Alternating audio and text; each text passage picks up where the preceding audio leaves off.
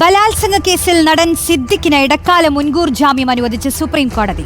സിദ്ദിഖിനെ arrest ചെയ്താൽ വിചാരണ കോടതിയിൽ ഹാജരാക്കണമെന്നും വിചാരണ കോടതി ജാമ്യം നൽകി വിട്ടയക്കണമെന്നും സുപ്രീം കോടതി നിർദ്ദേശം നൽകി. മുൻകൂർ ജാമ്യാപേക്ഷയിൽ സർക്കാരും അതിജീവിതയും 2 ആഴ്ചയ്ക്കകം മറുപടി നൽകണം. ശ്യാം ദേവരാജ് ചേരുന്നുണ്ട് വിവരങ്ങളുമായി. ശ്യാം, ഗുരുതരമായ തെളിവുകൾ ഉണ്ടായിരുന്നിട്ടും സിദ്ദിഖിന് ഇത്തരത്തിലൊരു ഇടക്കാല ജാമ്യം നൽകുന്നതിലേക്ക് സുപ്രീം കോടതി കടന്നതെങ്ങനെയാണ് ശ്യാം?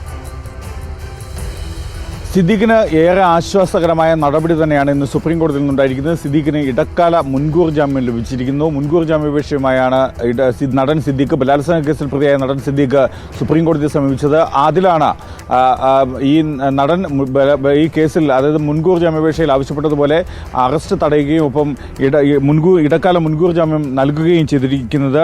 സിദ്ദിഖിനെ അറസ്റ്റ് ചെയ്താൽ വിചാരണ കോടതിയിൽ ഹാജരാക്കണമെന്നാണ് സുപ്രീം കോടതിയുടെ നിർദ്ദേശം. ജസ്റ്റിസുമാരായ ബലയം ത്രിവേദി ഒപ്പം സതീഷ് ചന്ദ്ര ശർമ്മ എന്നിവർ ഉൾപ്പെട്ട ബെഞ്ചിൻ്റെതാണ് ഈ നിർദ്ദേശം. വിചാരണ കോടതി അറസ്റ്റ് ചെയ്ത് കോടതിയിൽ ഹാജരാക്കിയാൽ വിചാരണ കോടതി ജാമ്യം നൽകി വിട്ടയക്കണം. ഒപ്പം ജാമ്യ ഉപാധികൾ വിചാരണ കോടതിക്ക് തീരുമാനിക്കാമെന്നുമാണ് സുപ്രീം കോടതിയുടെ നിർദ്ദേശം. 2 ഉപാധികളാണ്, 2 വ്യവസ്ഥകളാണ് സുപ്രീം കോടതി ഈ ഇടക്കാല ഉത്തരവിൽ വ്യക്തമാക്കുന്നത്. സിദ്ദിഖ് അന്വേഷണവുമായി സഹകരിക്കണം, ഒപ്പം അന്വേഷണ ഉദ്യോഗസ്ഥൻ വിളിക്കുന്ന സമയത്ത് ഹാജരാകണമെന്നുമാണ് നിർദ്ദേശം. 2 ആഴ്ചയ്ക്കുള്ളിൽ 2 ആഴ്ചക്കാലത്തേക്കാണ് ഈ ഇടക്കാല മുൻകൂർ ജാമ്യം സിദ്ദിഖിന് അനുവദിച്ചിരിക്കുന്നത്. ഈ 2 ആഴ്ചയ്ക്കുള്ളിൽ സംസ്ഥാന സർക്കാരും പ്രത്യേക അന്വേഷണ സംഘവും ഒപ്പം അതിജീവിതയും ഈ മുൻകൂർ ജാമ്യാപേക്ഷയിൽ വിശദമായ മറുപടി നൽകണം.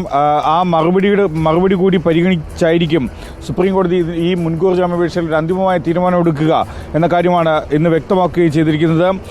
8 വർഷം സർക്കാർ എന്ത് ചെയ്തുവെന്നാണ് സുപ്രീം കോടതി ചോദിച്ചത്. എല്ലാ മേഖലകളിലും സ്ത്രീകൾക്കെതിരെ അതിക്രമമുണ്ടെന്നും സുപ്രീം കോടതി ഒരു ഘട്ടത്തിൽ നിരീക്ഷിച്ചു.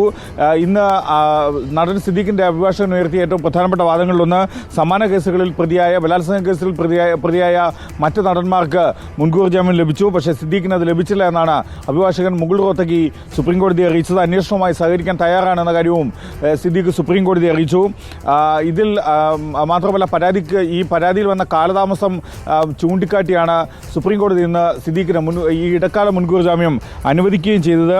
സംസ്ഥാന സർക്കാർ സുപ്രീം കോടതിയെ അറിയിച്ചത് ഹേമ കമ്മിറ്റി റിപ്പോർട്ട് പുറത്തു വന്നതിന് ശേഷം സിദ്ദിഖിന് ആശ്വാസമായ തരത്തിലാണ് സുപ്രീം കോടതിയുടെ ഇന്നത്തെ ഇടക്കാല ജാമ്യം നൽകിയത്.